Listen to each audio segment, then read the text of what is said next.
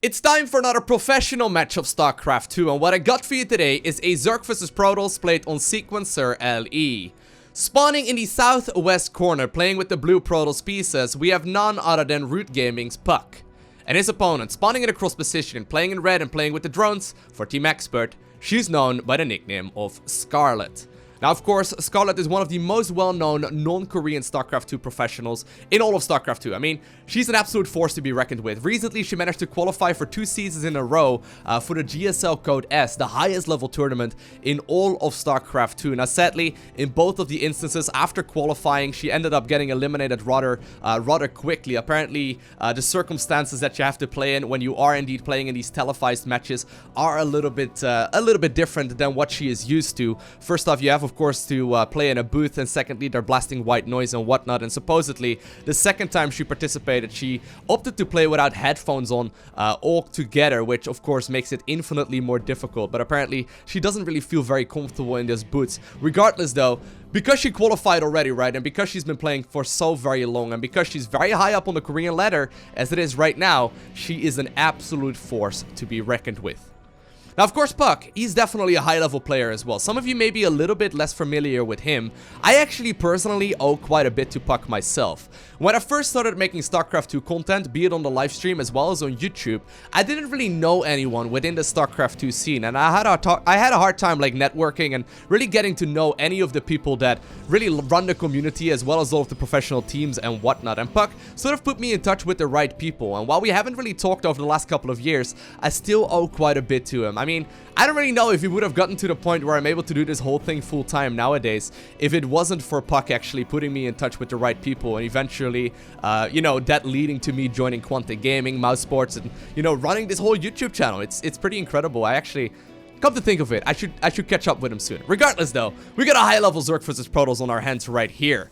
Now, Puck did already go for a probe scout rather early on into the game, knows exactly what's going on here on the other end of the map, and I think that Scarlett may very well be trying here to go for that quick 3-base economy. Now, she does leave a drone into the gas geyser right there. This is a little bit uncommon as of late when it comes to StarCraft 2 in Zerg vs Protoss, and actually she's putting another one in there. I think that she may very well be looking here to go for that quick evolution chamber style, and maybe even some Zergling drops as well. We'll have to keep an eye out on that. But on the other end of the map, we see the most standard of standard builds go down here for the Protoss player in blue, as after the first adept, the Stargate is already going up right at this point in time. Basically, players have been delaying their mothership cores for a little while longer in favor of a wall of right here at the front, and then a quick oracle here as well. We'll see whether or not he's gonna be able to do any damage with that in this match here whatsoever. First adept now moving across the map as well. Of course, this is primarily used for scouting, but if any drones want to end up falling, I mean, I'm sure that Puck doesn't really, you know, he's not really opposed to that idea, I'm sure. He's going to scout out right here, see if he sees anything, and indeed, that evolution chamber does get scouted right now for the Protoss player as well. Now, this is not necessarily going to be a very aggressive play here, but considering there's already like 150 gas mined, I think that Scarlett may go for the +1 attack right here, as well as an overall drop on the other end of the map. And actually, yeah, it's got to be this one. There we go, yes. Dropper Lord going down. There's 8 Zerglings, I think, roughly available right now there. We do indeed see them going down. That does mean that there's going to be very little available for defense, but Scarlett will be able to drop into that third base, or potentially even the main, early on into this game here as well. Oracle just about to finish up. I think that Puck is going to send that one straight across the map. Second one now also being queued up as well, and by the way, the Zerglings are now loaded into the Dropper Lord. Currently, there's no Spore Crawlers out just yet.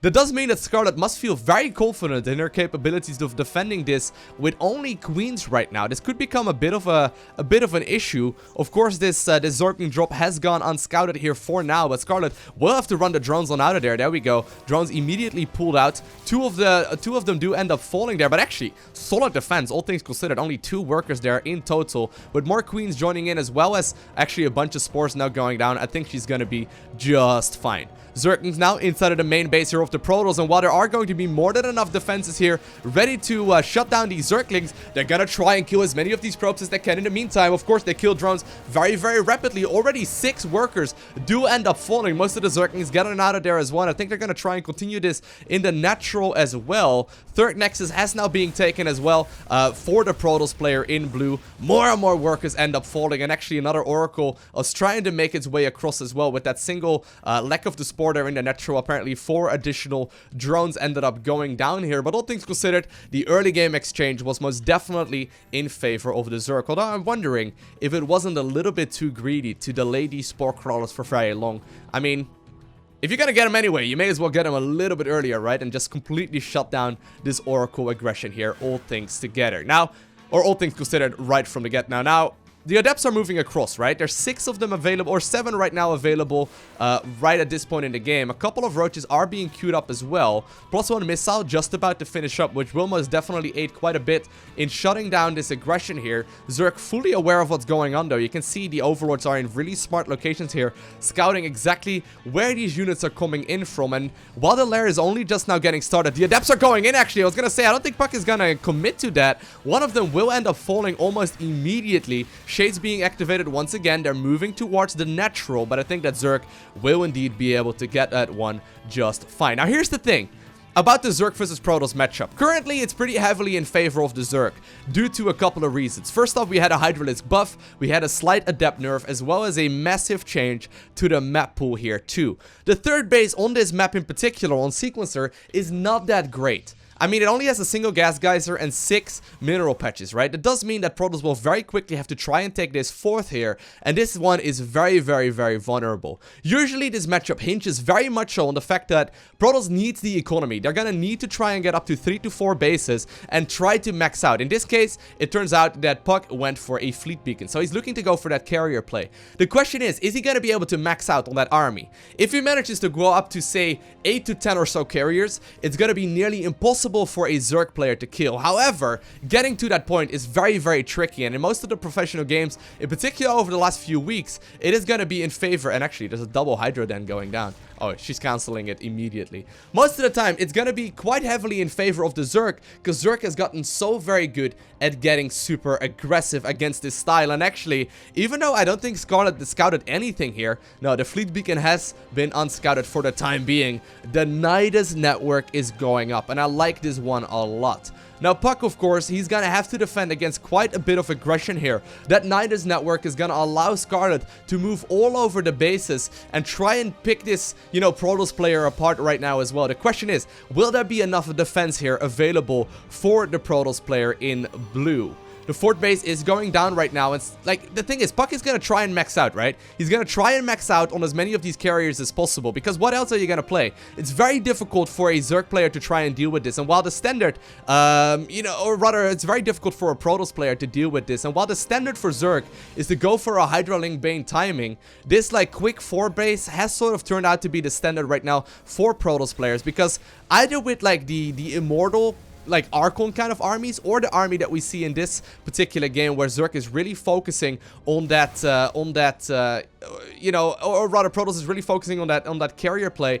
In both instances, Protoss really desperately need the economy to try and get this to work. Now, the Nydus network, the first worm is going down into the main base. Another worm immediately being planted here as well at the units that were nibbling away here at the rocks at the 3rd base. Hydras and Queens are unloaded immediately, as well as a whole lot of roaches. More and more Hydras as well as Queens are now in production as well, upon Scarlett recognizing that indeed this is going to be a mass Stargate kind of army. The Nydus Worm will have finished up over here as well. The roaches as well as the Zerglings are nibbling away at the 3rd, and this Nexus in the main base will most definitely end up falling here very, very rapidly. And I love this style here from Scarlett, picking her opponent apart, going for aggression in each and every corner. I would love to see some pressure here at the 4th base as well, although I think for the time being this will remain unscouted. Zerglings are trying to move off into that direction right now though, and they will indeed see exactly what is going on there on that end of the map. Roach is left into the main base. Another Nydus Worm going down right now in the 4th base as well. And the Nydus Worm is everywhere. The Queens and the Hydras, once again, were loaded up into that Nydus Worm. That does mean that they're going to be able to pop out at this location here as well. And they're going to continue transfusing all of these units here at the front. And while Protoss is desperately trying to hold on here, the Zerg is everywhere, engaging in every single direction, right? And while Protoss may have held on here at the 3rd base location for a little while longer, the 4th base is once again under pressure. Mass recall being used here, trying to get the majority of this Protoss force over at the 4th base location. But is it going to be enough? The Queens and the Hydras pulled back into the Nydus Worm, and I think that this is all she wrote here for the Protoss player in blue, because Scarlett ends up picking her opponent apart with some insane Nydus Worm aggression. And this is exactly what I mean, right? Protoss needs that 3 to 4 base economy to properly max out. Considering on a map like Sequencer, right, the 3rd base doesn't have that many resources. You need to venture out towards the 4th base very, very quickly. And considering that base has got like 4 different entrances to it, right? It's very, very tricky for a Protoss player to hold on and defend all of the bases at once. And I mean, Scarlett played it brilliantly. She played the map as well as the player, knowing that Puck, generally speaking, loves his Stargate-based style. I hope you enjoyed watching this video. If you did, make sure you hit that like button down below. And if you want to see more, make sure you hit that subscribe button so you get a notification as soon as I upload more. But other than that, I want to thank you for watching. Have an amazing day. Do not forget to smile, alright? And I will see you in the next one.